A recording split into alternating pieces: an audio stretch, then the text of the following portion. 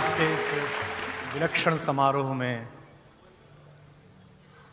उपस्थित और इसके हेतु जिसके कारण यह समारोह संपन्न हो रहा है,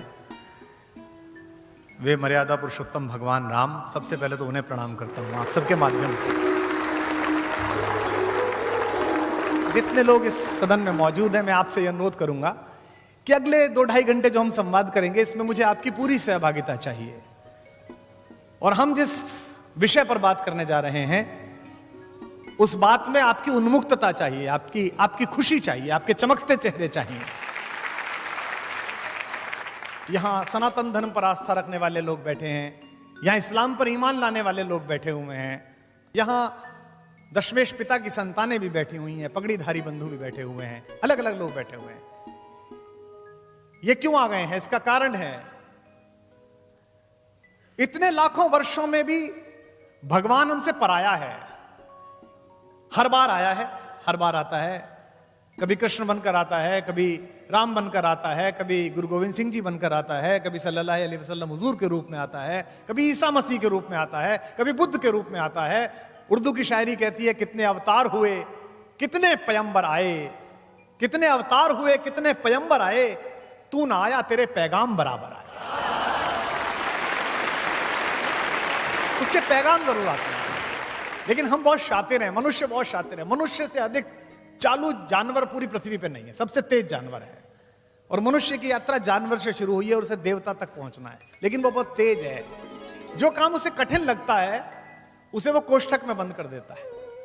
ईश्वर पृथ्वी पर आया, हमें गले लगाया, हमारा दोस्त बना, हमारे साथ संबंध स्थापित करे, हमारा भाई बना। उसने करके दिखाया कि ऐसे होता है। हमको लगा ये तो बहुत मुश्किल है, बाप की माननी तो बहुत मुश्किल है, घर छोड़ के निकलना तो बहुत मुश्किल है। तो हमने कहा एक काम करते हैं, मुश्किल आसान करते हैं, ये ईश्वर है, इसे मंदिर में बंद कर देते हैं और फिर कहेंगे यार ये तो ईश्वर है, ये कर सकता है, हम तो आदमी हैं। हमने चालूपने से काम लिया। महात्मा गांधी के मार्ग पर चलना कठिन था, इसलिए हमने हर शहर में महात्मा गांधी मार्ग बना दिया।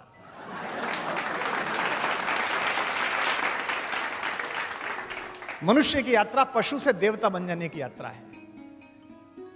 आज की तिथि में इस कार्यक्रम को संबोधित करते हुए जो आप कुछ हजार लोग सुन रहे हैं, मैं ये मानता हूं कि इसमें कुछ ना कुछ ईश्वरीय योग भी है। राम पर हिंदी की पहली बड़ी कविता खड़ी बोली के लिखने वाले मैथिली शरण गुप्त का आज जन्मदिन है। आज हरियाली तीज है। आज के दिन ही भगवान शंकर ने पार्वती को अपनी पत्नी के रूप में स्वीकार किया था। और आप में से बहुत सारे लोग जानते होंगे कि रामचरितमानस की जो राम कथा है, वो यहीं से प्रारंभ होती है, जिसमें शंकर पार्वती को यह बता रहे हैं कि मैं किसकी पूजा करता हूं। आज ही का दिन तय हुआ, जब ये तिथि तय हुई तब मुझे भी पता नहीं था कि हरियाली तीज होगी।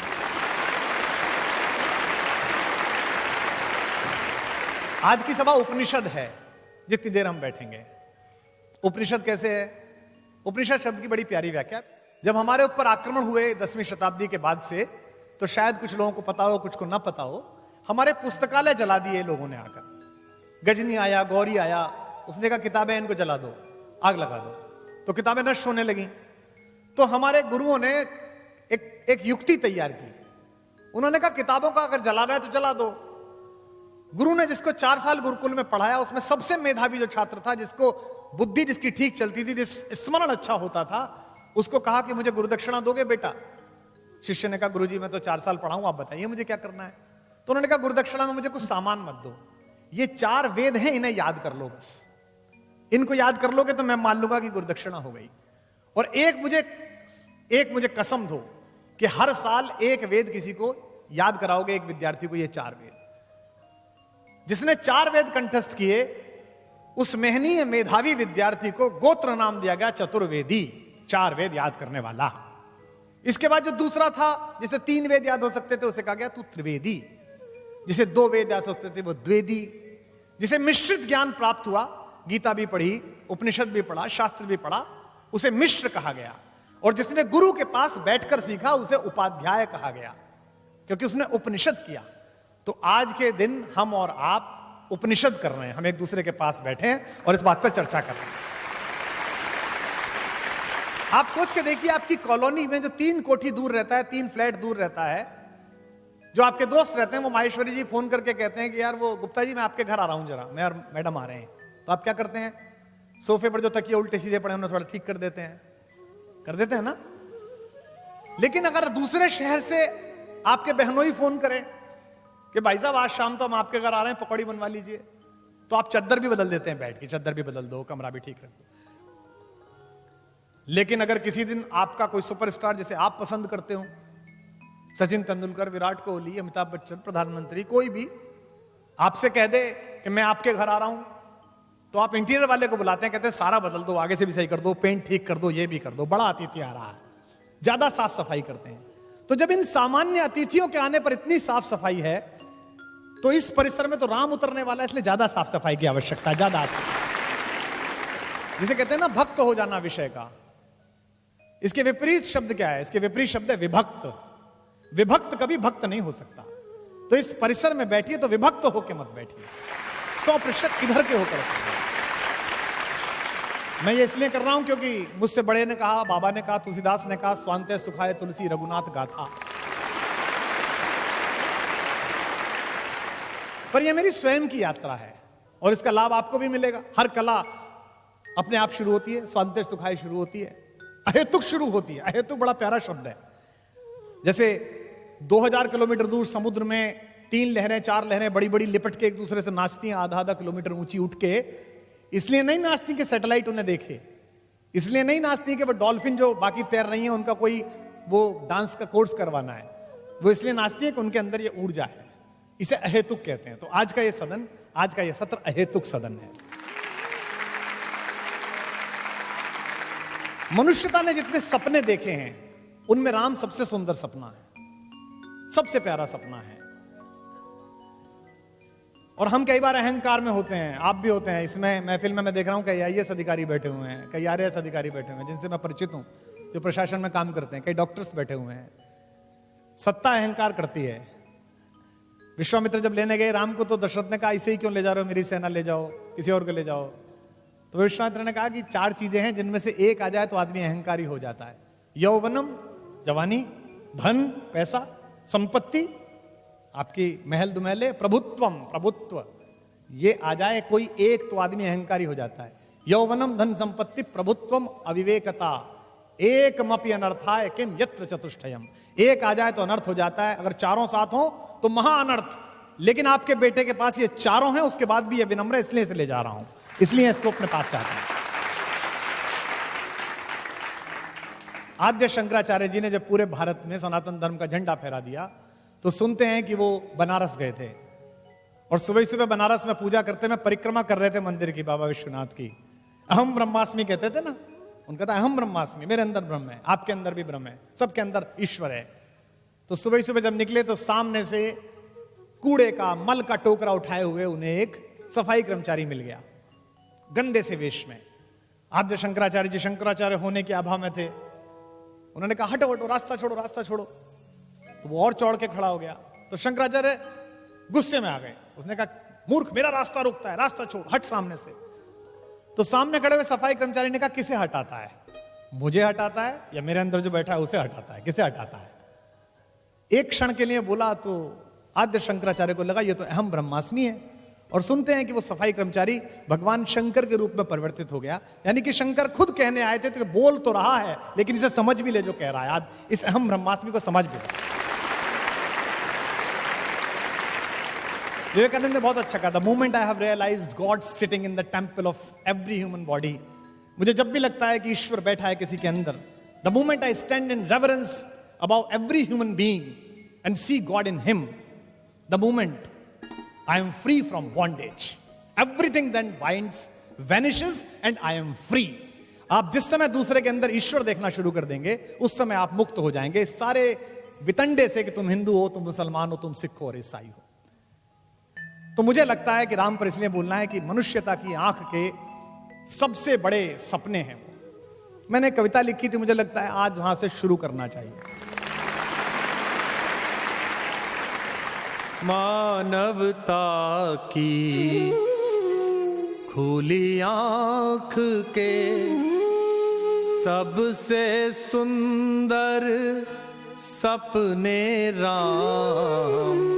मानवता की खुली आंख के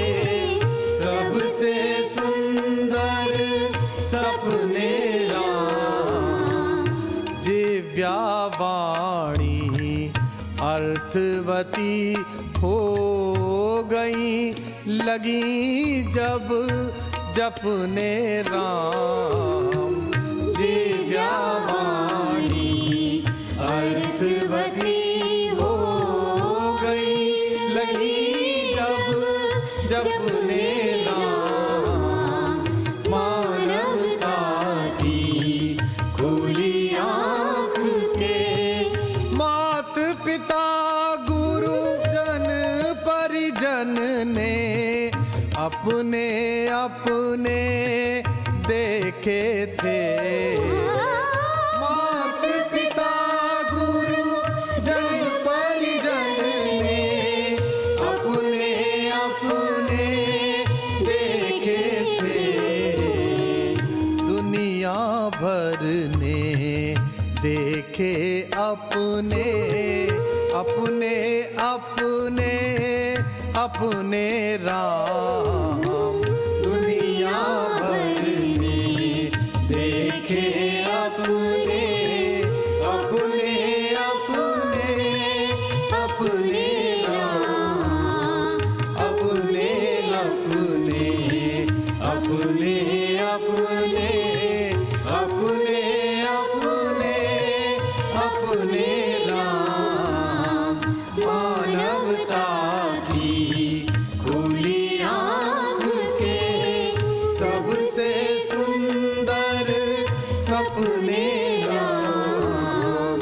सूरदास के रसिक शिरोमणि, मीरा के नटवर नागर। सूरदास के रसिक शिरोमणि, मीरा के नटवर नागर। वाल्मीकि तुलसी कंबन के अपने अपने अपने राम। वाल्मीकि तुलसी कंबन के अपने अपने अपने राम। मानवता की खुली आँख के सबसे सुंदर सपने राम।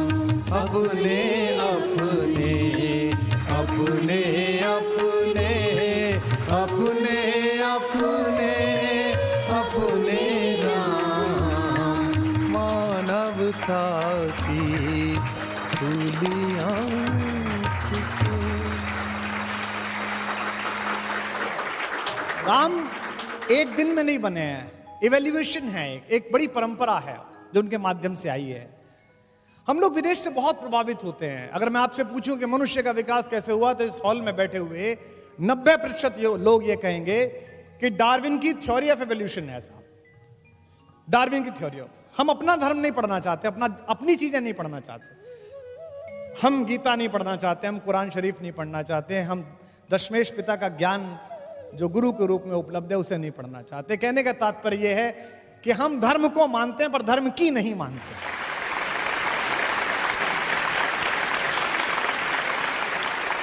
लेकिन आप ध्यान से देखें तो भारत में जो दशावतार की परंपरा है, जो हजारों वर्ष पहले, लगभग 5-6 हजार वर्ष पहले, तो इसकी कार्बन डेटिंग के प्रमाण है जिसके लिखे जाने के। डार्विन तो अभी आए हैं 100-200 साल पहले, वो बताकर गया है कि मनुष्य कैसे बना। जैसे डार्विन क्या कहता है, पश्चिम क्या कहता है कि जीवन सबसे पहले कहां शुरू हुआ?